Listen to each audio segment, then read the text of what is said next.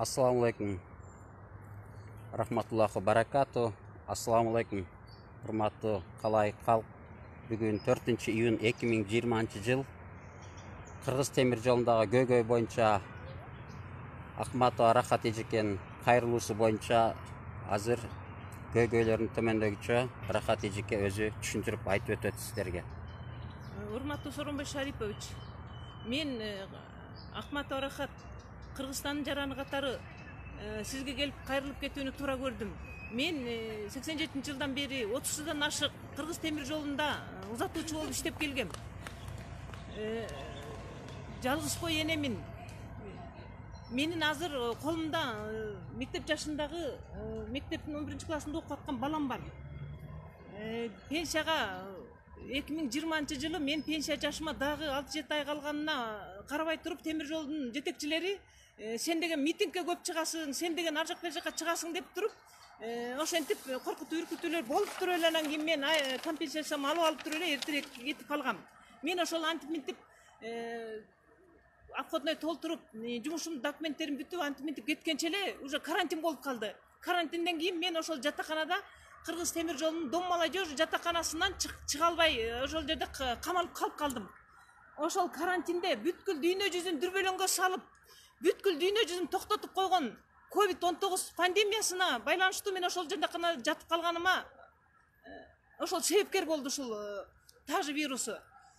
Комендант жатакананын коменданты Амангүл Байсалбаева ошол мен баргандан эле сен деген мыйзамсыз, сен деген акча төлөбөй жашап жатасың, сен деген качан кетесиң, сен деген мен сага рапорт жасам деп ошондой өзүнүн рапорту менен коркутуп келди 2 айга чейин. Мен уже канымды ичип салды, мен уже нервимде калган жок. Мага мен кебетемди көрүп, мен 17 жаштагы мектеп жашындагы баламдын да уже психологиясы бузулуп атат. Апа биз жатаканадан кууп чыкса биз эми каяка барабыз депчи. Мен үй жайым жоктугуна байланыштуу ошол жатаканада 10 жылдан бери жашап келгенмин. Мен деген уже апрель айында биздин жаңы жетекчи Дашков Василий Анатольевич келгенде ошонун приемуна да киргенмин. Мен ошол жумуштан ушундай чыкты. Мен азыр мыйзамсыз эле бул пандемияга карата жатаканада жашап атам. Василий Анатольевич, мен жагдайым ушундай. Сиз жардам бериңиз. Даже мен пенсиямды дагы ала албай жатам деп мен ушу жагдайым баарын түшүндүргөндө ал киши түшүндүрүп, хорошо жашай бериңиз, аны да чечебиз деп ушундай өзүнүн жакшы кабыл алуусу менен мени чыгарган. Бирок кайра келгенден баштап эле бул комендант Амангүл Байсалбаева ну что, директор, он сам себе директор. Я здесь комендант деп эле, я выселю деп эле ошол жерден кубалап атат.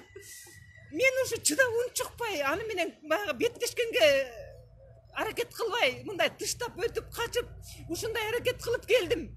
Кой ушу менен беттешип деле эметпей эле коеюнчу деп унчукпай көрмөксөн болуп жашап келдим. Кечээ да 8 кишиден турган комиссия келсе дагы ошол жердин өзүнүн ишмердүүлүгүн, туура эмес иш кылгандарын текшерип келсе да ошол комиссияларга я рапорт написала. Почему меры не принимаете? Почему ее не выселите деп туруп, мени ошол жерден көпчүлүктүн көзүнчө ушундай аброюма доо кетирди. Анткени 2015 жылдан бери эле мен ошол Амангүл Байсалбаеванын ошол жатаканада туура эмес иштерди кылып, ошол өзүнүн ишмердүүлүгү эң начар болгондугу тууралуу арыздарды жазып келгем.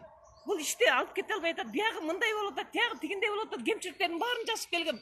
Мен министр, транспорт министри Жамшитбек Калиловго чейин кирип, ошого чейин жазып, ошол арыздарды киргизгенмин. Бирок эч ким ага чара көрүп, анын бир жок дегенде бир замечание берип койгон жок, анткени аны колдоп келди. Ал ар дайым эле у меня крыша есть, я ни от кого не боюсь деп эле ошентип ушулакка чейин үстөмдүгүн кылып келди.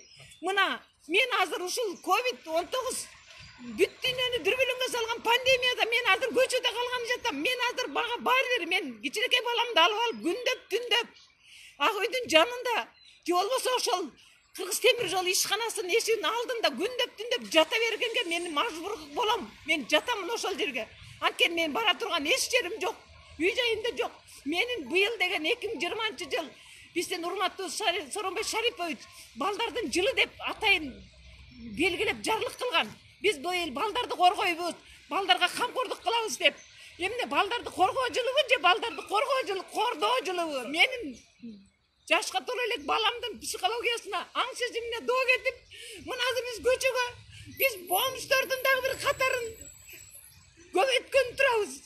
Бул эмне биздин өкмөт, биздин бийлик кам көрбөйт элгечи, балдары калп эле айтып коюшат аларчы жарлык кылып. Урматтуу Сооронбай Шарипович, мен сизден гана жардам сураймын. Бул Амангүл Байсалбаева 5 жылдан бери темир жолунун жетекчилери буга эчтеке да дей алган эмес, канчалаган арыз түшсө да караган эмес. Мына ушул күнгө чейин деле арыз түшүп атат. Кырылышып мушташып эле жүрүшөт, бирок ага аялдын эң колдоп турган адамдары күчтүү экен, ошондуктан иштеп эле келатат. Эми мени көчөгө куулап чыкса, мен кайка барам азыр мен эми? Ушул коркунучтуу, ушул бүт дүйнө жүзүнүн эли үйдөн чыкпай коркуп үркүп отурган вирус, тажы вирустун убагында мен азыр кайда барамын? Сиз гана жардам бериңиз, урматтуу Сооронбай Шарипович, мен сизден суранамын.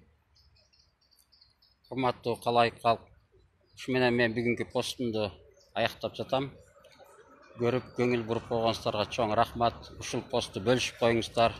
Ушул президентке тиешелүү жактарга жетсе деген үмүт менен Рахат эжекебиз келиптир. Көңүл буруп койгонуңуздарга рахмат, ден соолукта болуңуздар.